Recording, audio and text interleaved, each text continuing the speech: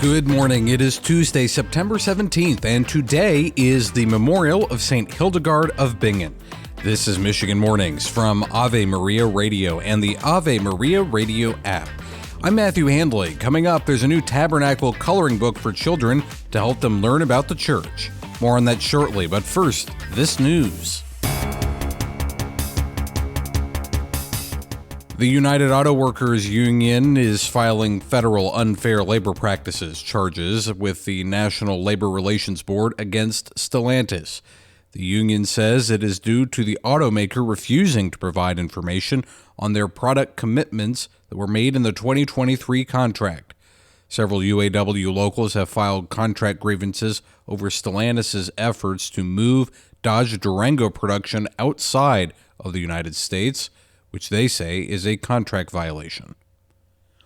Hundreds of friends and relatives of Rayshawn Bryant honored him at a vigil last night at Eastern Market, a day after he and another person were shot and killed. Younger brother David Bryant says it's not easy. We're managing, man. We're managing the best way we can. We lost a pillar in our family.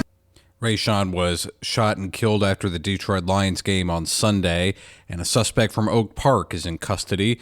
Police say there was an altercation of some sort that happened before shots were fired and that they are still investigating. An assistant football coach at Lakeshore High School in St. Clair Shores has been banned from the school, along with a parent, after video surfaced this weekend of the coach punching the parent on the sidelines of Friday's football game. It appears both men were actively involved in the altercation. The Warren City Council is being urged by the ACLU of Michigan to either amend or repeal its new public comment policy.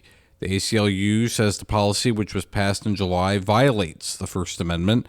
The policy bans the public from making disruptive comments, personal attacks, and using profanity during council meetings. Warren City Council Attorney Jeffrey Schroeder says he's reviewing the ACLU's letter. Consumers Energy could be receiving $770 million in federal funding to repair and upgrade its hydroelectric dams across the state. The U.S. Army Corps of Engineers has invited the energy company to apply for the loan primarily for safety upgrades. Some residents who live near the dams are pleased with the proposal, saying the reservoirs they create improve value, but river advocates express concern over how they affect the fish population. Consumers has also publicly mulled getting out of the dam business altogether, saying the dams provide minimal electricity at a premium price. And the Tigers inch closer to a playoff spot after rallying past the Royals 7-6 in Kansas City. Colt Keith belted a 2-run homer in a 3-run fifth inning. Matt Vierling then drove in the go-ahead run in a 3-run sixth for the Tigers, who have won 2 in a row and 7 of their last 9 overall. The Tigers are now just 1.5 games behind the Twins for the final AL wildcard slot. This is Michigan Mornings. Teresa Tomeo. Every time I go to Mass and see my husband serving on the altar as a deacon, it hits me how, with God, all things are possible. I mean, there is no way that we should be still married, number one, based on all the problems we had. But number two, the fact that I'm in Catholic media and my husband is a deacon is simply a testimony to the power of God and the teachings of the church that saved our marriage and, more importantly, our souls.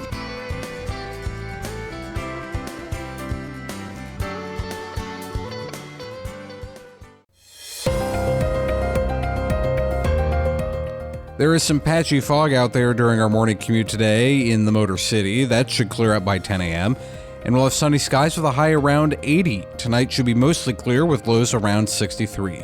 Wednesday will be mostly sunny with highs around 80. Thursday will be sunny with temperatures in the lower 80s.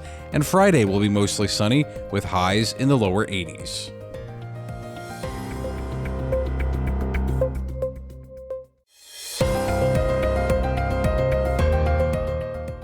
There's some patchy fog out there during our morning commute today in the Saginaw Valley. That should clear up by 10 a.m. and we'll have some sunny skies with a high around 84.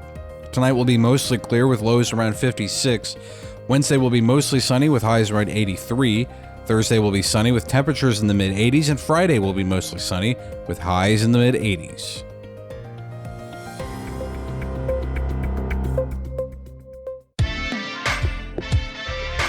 Linda Rozelle, the proprietor of the Tin Can Pilgrim blog, has created a tabernacle coloring book to help teach children about the art and symbols on these holy chambers.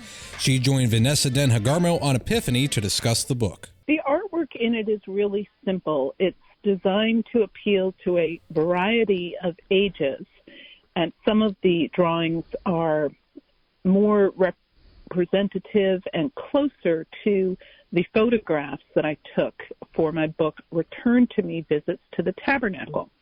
And it is intended to be a companion to that book in the sense that my primary book, Return to Me Visits to the Tabernacle, draws people to spend time with Jesus in his real presence outside of a formal holy hour.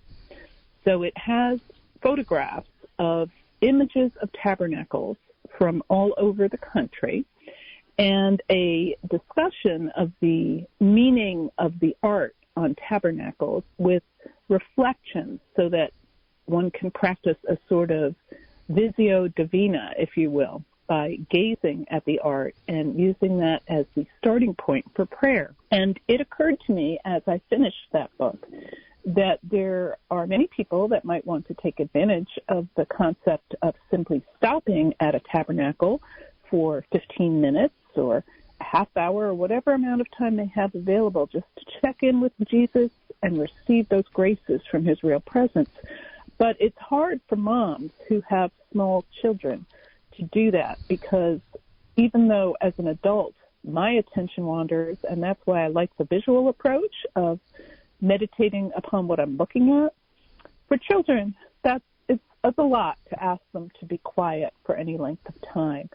So the coloring book was really designed to be something that parents could give to the children, or grandparents could give to the children, and they could occupy themselves quietly coloring, and then later one could have a discussion with your child about the meaning of symbols that are in the coloring book. Epiphany is on weekdays at noon here on Ave Maria Radio and streaming on the Ave Maria Radio app.